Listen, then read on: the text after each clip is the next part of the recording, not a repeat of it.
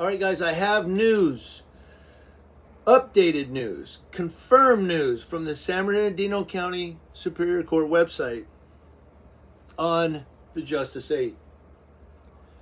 Now, I'm only going to give you two right here, the two that most people have been asking about. If you want to know about a specific person on the list, I have the 8 cases of each person, Justice 8. I have all the case numbers. They're all felonies. So if you tell me, hey, what about this one? I'll look it up and see if the information's there. I'll give it to you. But I made the video last night, and the court had Riverside County Accountability as appearing again on August 9th. Well, that's been updated. And I saw on Instagram, somebody was doing a video on Instagram with one of the attorneys. It wasn't Alex's attorney. And so I thought, let me look it up again. And I looked it up, and sure enough, Riverside County Accountability's disposition and information has been updated. Now, first, before we get to him, Alex Enamorado, and his attorney and those who are close to him could give you much more specific information, I'm sure, as far as they know. I'm going from what the San Bernardino County Superior Court site says. Alex Enamorado, it looks like he might be going to trial. I mean, that's just kind of what it appears. Or maybe he's still working out a plea. I don't know. But for Alex, Eden Alex, it looks like he's going to be appearing again, or has another appearance, for August 9th of this year. Now, he did appear yesterday on video or audio. It showed that, or said that.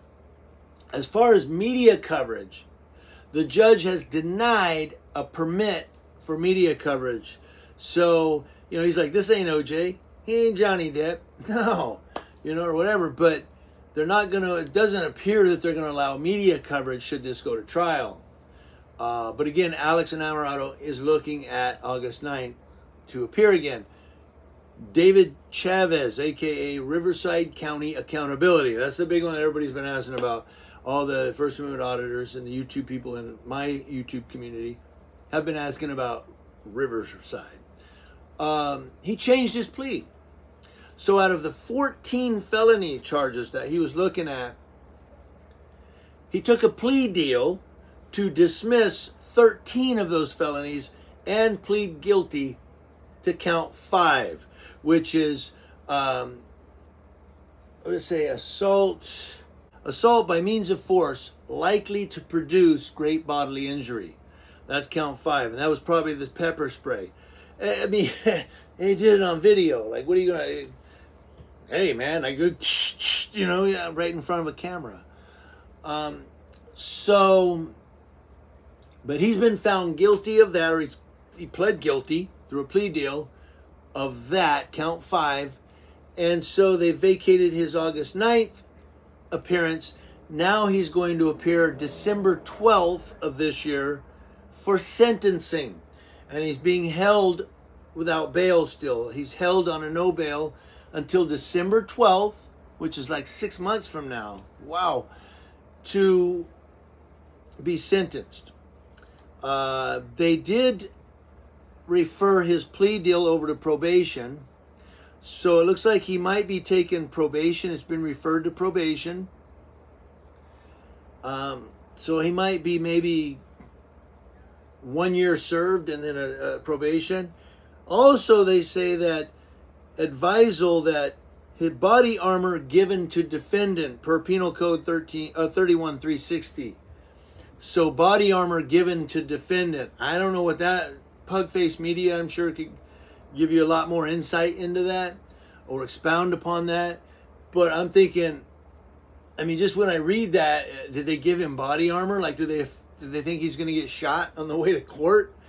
Like, what's going on here? Is he getting beat up in jail and needs body armor? I don't know. But it said body armor given to defendant. Now let's look at his court dates real quick too here. Because he had an August 9th. And, they did away with the August 9th. So he's basically getting sentenced on December 12th for count 5 felony. Took a plea deal. And so Riverside County accountability will still be out of the net. He's still not going to be able to make videos till at least December 12th because they're not letting him out. But it's interesting to me. There's a couple of things, and I'll close. Listen, there's a couple of things. First, it's interesting to me that that's the one they got him on, and that's pretty much relatable to the one, the action that he pepper sprayed the guy sitting on the ground while people were recording it. Like, there's cameras around, you know, and it's interesting because he's a cop watcher and a First Amendment auditor. He's more a First Amendment auditor, but in recording the police, we always say, hey, there's cameras here, dude. You got to behave. You got to hold yourself accountable. You got to be transparent. There's cameras here. You know, we always say that to the police. We're always recording the police and saying, hey, you're on camera. Yet he did that while people were recording. To me, it's like he wasn't focused. Like he should have thought, oh, there's cameras here. I'm going to behave or whatever. But he didn't. The second thing I want to get to is also what's interesting to me is they kept him on a no bail. They kept him in jail all these months since, because it was December when he went in before, right? Or when he first went in, it was in December, I believe, around that time frame. It was around Christmas. And so he's been in jail all this time. Did they kind of mess with his head a little bit? Kind of like, you know, mess with him. And then he finally went, you know what? Fine, I'll plea deal, man. You know what I mean? Kind of like a wartime interrogation. You know, where they wind you down, and finally you go, all right, whatever, I give. Could that have been it? Because all these guys are vowing to go to trial. They're like, no, we're going to trial. You know, and twice I've taken a plea deal. And I've been criticized so bad. The first time, my plea deal was take a noise complaint. You can walk out of here. All right. I yelled too loud. And I walked out and nothing happened to me after that. The second one, take a diversion for a year and we'll drop the charges. And everybody's like, you took a plea deal, man. What kind of activist are you? Well, this March of this year, I was found not guilty. And they dropped all charges. Gee, I guess diversion's great. But my point is,